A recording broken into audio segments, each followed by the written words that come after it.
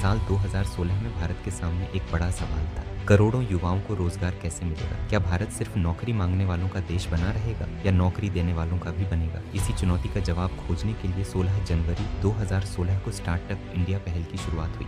सोचिए, एक ऐसा भारत जहां गैराज में शुरू हुई कंपनी अरबों डॉलर की बन जाती है, जहां एक छोटे शहर का युवा ऐप बनाकर हजारों लोगों को रोजगार देता है। अगले 10 वर्षों में भारत दुनिया के तीसरे सबसे बड़े स्टार्टअप इकोसिस्टम के रूप में उभरा। लाखों रोजगार, 100 से अधिक यूनिकॉर्न्स और नवाचार की नई संस्कृति ने देश की आर्थिक तस्वीर पूरी तरह बदल दी। आइए विश्लेषण करते हैं 2016 से 2000 और चर्चा में क्यों, चलिए समझते हैं। हाल ही में 16 जनवरी 2026 को भारत ने राष्ट्रीय स्टार्टअप दिवस के अवसर पर स्टार्टअप इंडिया पहल के शानदार 10 वर्ष यानी एक पूरा दशक पूरे होने का उत्सव मनाया। प्रधानमंत्री ने इस अवसर पर इस बात पर जोर दिया कि 2016 में जो एक नीतिगत शुरुआत हुई थी वह आज बढ़कर एक बड़े आंदोलन का रूप ले चुकी है और अब यह विकसित भारत 2047 के विजन का एक मजबूत स्तंभ बन गई है। यही कारण है कि स्टार्टअप इंडिया के 10 वर्ष पूरे होने की यह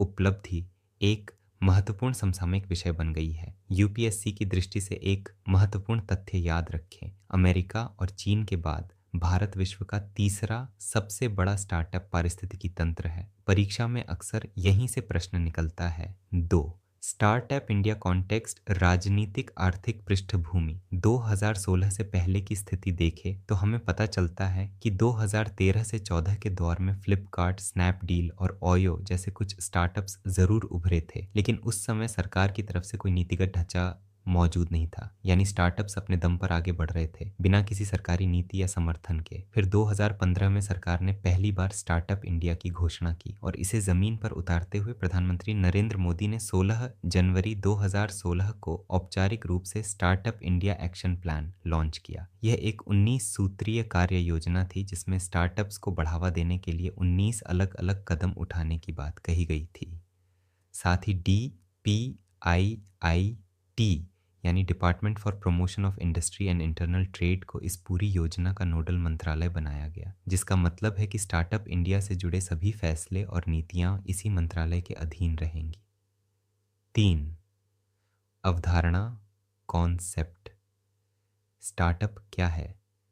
DPIIT की परिभाषा और प्रकार। DPIIT ने 2023 में स्टार्टअप की परिभाषा को संशोधित किया। इसके अनुसार एक स्टार्टअप वह इकाई है जो भारत में निगमित या पंजीकृत हो, जिसकी उम्र 10 वर्ष से अधिक न हो और जिसका वार्षिक टर्नओवर 100 करोड़ रुपए से अधिक न हो। साथ ही वह कंपनी नवाचार, प्रौद्योगिकी या बौद्धिक संपदा के माध्यम से कोई नया उत्पाद या सेवा बना रही हो। अब बात करते हैं स्टार्टअप के प्रकारों की, और याद रहे इन्हें रटना नहीं है, बस कॉन्सेप्ट समझना है। सबसे पहले आता है मिनिकॉर्न।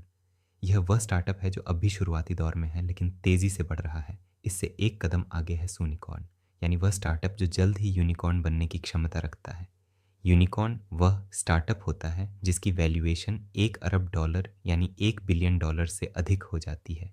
जब यही वैल्यूएशन 10 बिलियन डॉलर को पार कर जाए तो उसे डिकाकॉर्न कहते हैं, और जब कोई स्टार्टअप 100 बिलियन डॉलर की वैल्यूएशन तक पहुंच जाए तो वह हेक्टोकॉर्न कहलाता है।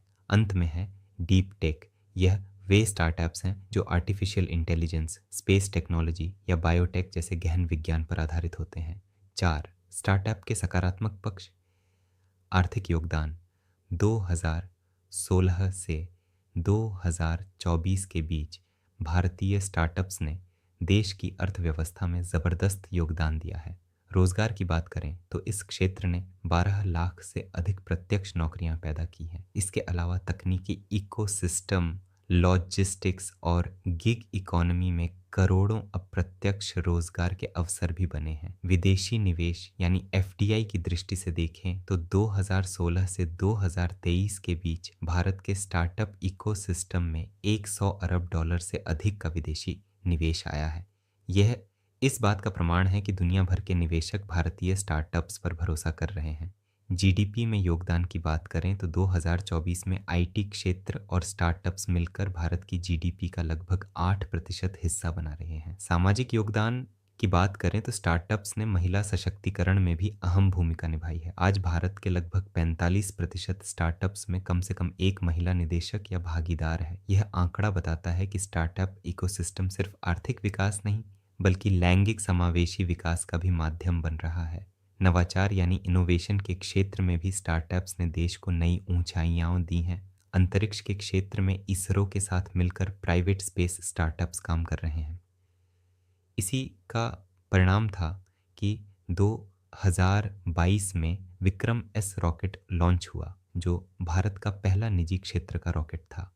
इसी तरह आर्टिफिशियल इंटेलिजेंस के क्षेत्र में सर्वम एआई एक उल्लेखनीय उदाहरण है, जो भारतीय भाषाओं के लिए एआई तकनीक विकसित कर रहा है। यानी अब एआई सिर्फ अंग्रेजी तक सीमित नहीं रहेगी। भारत बनाम विश्व यूनिकॉर्न स्टार्टअप्स 2024। यूनिकॉर्न स्टार्टअप्स की वैश्विक रैंकिंग में अमेरिका पहले स्थान पर है, जहां 700 से अधिक यूनिकॉर्न कंपनियां हैं। दूसरे स्थान पर चीन है, जिसके पास 300 से अधिक यूनिकॉर्न हैं। तीसरे स्थान पर भारत आता है, जहां अब तक 120 से अधिक यूनिकॉर्न स्टार्टअप्स बन चुके हैं। चौथे स्थान पर ब्रिटेन यूके है, जिसके पास 100 से अधिक यूनिकॉर्न है। और पांचवें स्थान पर जर्मनी है, जहां 30 से अधिक यूनिकॉर्न स्टार्टअप्स मौजूद हैं। भारत में स्टार्टअप फंडिंग का सफर 2019 से 2024। साल 2019 में भारतीय स्टार्टअप्स को 14.5 अरब डॉलर की फंडिंग मिली थी, जो कोविड से पहले का एक मजबूत दौर था। फिर 2020 में कोविड महामारी के झटके से फंडिंग गिरकर 11.5 अरब डॉलर पर आ गई। इसके बाद 2021 का साल ऐतिहासिक रहा। इस एक साल में फंडिंग उछलकर 42 अरब डॉलर के सर्वोच्च स्तर पर पहुंच गई, लेकिन यह तेजी ज्यादा टिकी नहीं। 2022 में फंडिंग घटकर 24 अरब डॉलर रह गई और गिरावट का दौर शुरू हो गया। 2023 आया फंडिंग विंटर बनकर, यानी निवेशकों ने हाथ खींच लिए और फंडिंग सिर्फ 10 अरब डॉलर तक सिमट गई। फिर 2024 में कुछ सुधार दिखा और फंडिंग वापस 16 अरब डॉलर तक पहुंची। हालांकि यह अभी भी 2021 के शिखर से काफी नीचे है। स्टार्टअप इंडिया सरकारी वित्तीय सहायता योजनाएं पहली योजना है फंड ऑम ऑफ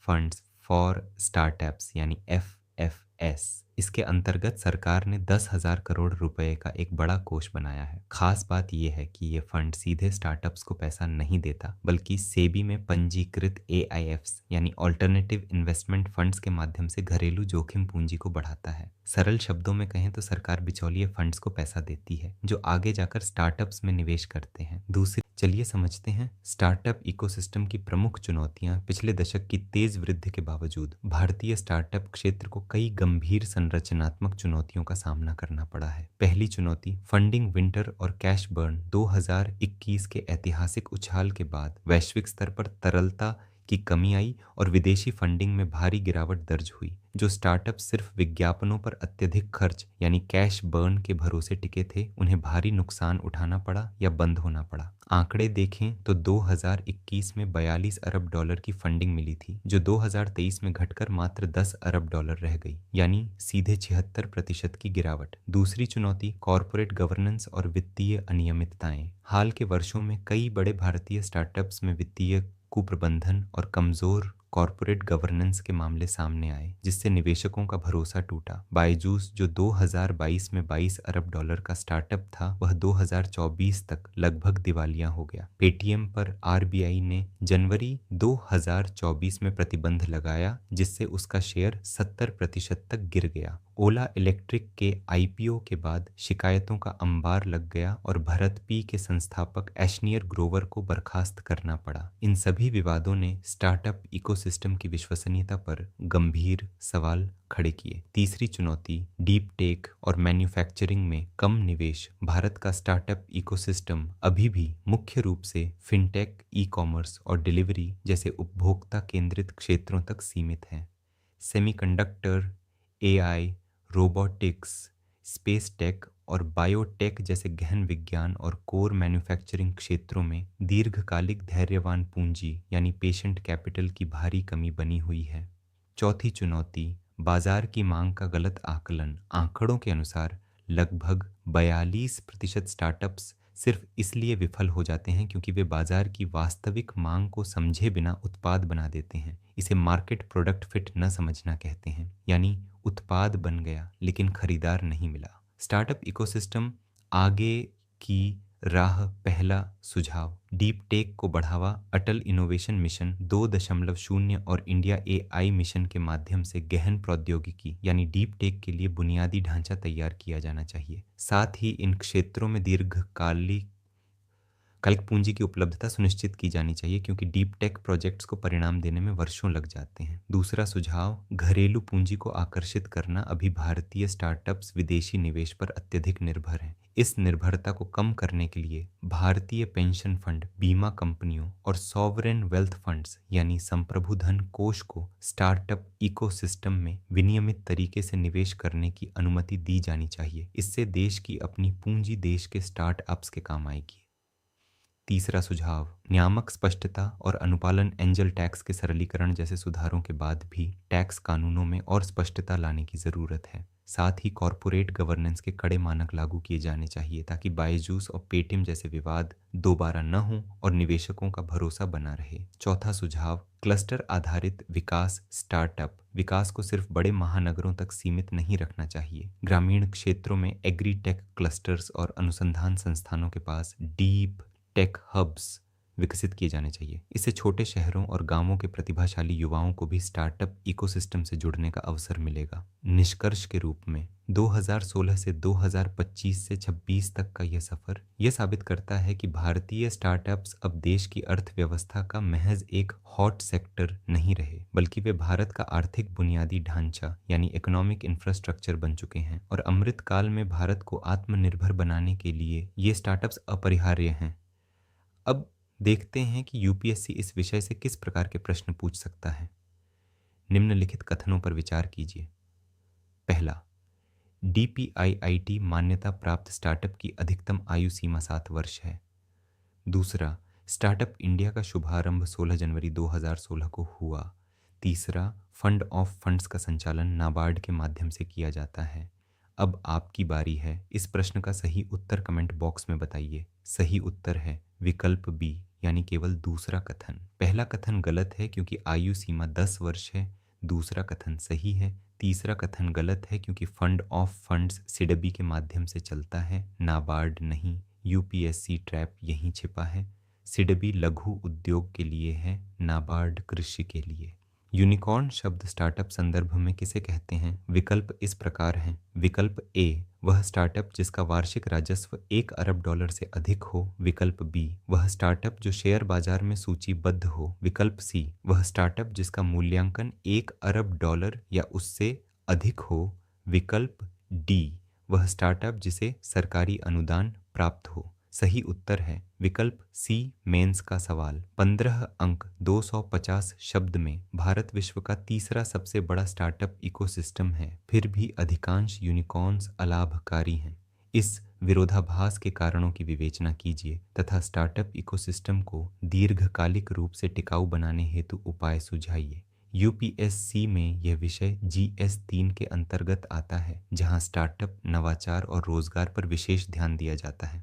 अब तक हमने विषय को समझ लिया है, तो चलिए इस पर एक प्रभावी उत्तर लिखने का प्रयास करते हैं। भूमिका भारत आज 120 से अधिक यूनिकॉर्न्स के साथ दुनिया का तीसरा सबसे बड़ा स्टार्टअप इकोसिस्टम है, लेकिन बायजूस का दिवालियापन और पेटीएम पर RBI का प्रतिबंध यह चेतावनी देते हैं कि वैल्यूएशन और वास्तविक व्यवहार्यता के बीच गहरी खाई है। विरोधाभास के कारण पहला कारण है ग्रोथ एट ऑनल कॉस्ट मॉडल। अधिकांश यूनिकॉर्न्स राजस्व कमाने से पहले बाजार में हिस्सेदारी पाने को प्राथमिकता देते हैं। इससे ग्राहक जोड़ने की लागत यानी कस्टमर एक्विजिशन कॉस्ट ग्राहक से मिलने वाले कुल राजस्व यानी लाइफ टाइम वैल्यू से अधिक हो जाती है। दूसरा कारण है वैल्यूएशन और वास्तविक आय का अंतर। निवेशक आधारित मूल्यांकन वास्तविक लाभप्रदता नहीं दर्शाता। बायजूस इसका सबसे बड़ा उदाहरण है, जो $22 अरब के मूल्यांकन के बावजूद दिवालिया स्थिति में पहुंच गया। तीसरा कारण है फंडिंग विंटर। 2022 से 2023 के बीच वैश्विक ब्याज दरों में वृद्धि के कारण स्टार्टअप फंडिंग 2021 के $42 अरब से घटकर 2023 में मात्र $10 अरब रह गई। पहला समाधान है रेवेन्यू फर्स्ट नीति। जो स्टार्टअप्स वास्तव में लाभ कमा रहे हों उन्हें धारा 80 IAC के अंतर्गत अतिरिक्त कर प्रोत्साहन दिया जाए ताकि लाभप्रदता को बढ़ावा मिले। दूसरा समाधान है सेबी SME प्लेटफॉर्म। स्टार्टअप्स के लिए सरल IPO मार्ग बनाया जाए ताकि वे सार्वजनिक पूंजी तक आसानी से पहुंच सकें। तीसरा समाधान है डीप टेक फंड का विस्तार।